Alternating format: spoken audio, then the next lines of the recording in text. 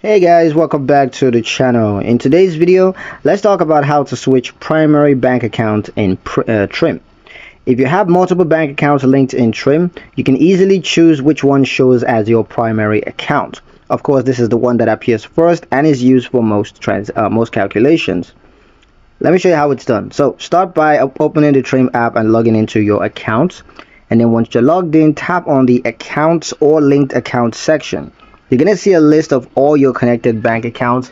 You can go ahead and find the account that you want to set as your primary, and then tap on the three dots or settings icon next to that account and select set as primary or make primary accounts. Trim will confirm your choice, and from now on that account will be the main one displayed on your dashboard. Remember, switching your primary account does not unlink or remove your other accounts.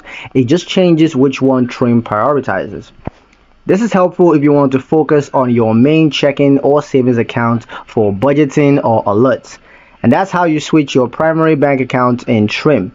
In the next video, we're going to cover how to remove a linked bank account from Trim. And if this helps, please like and subscribe for more tips.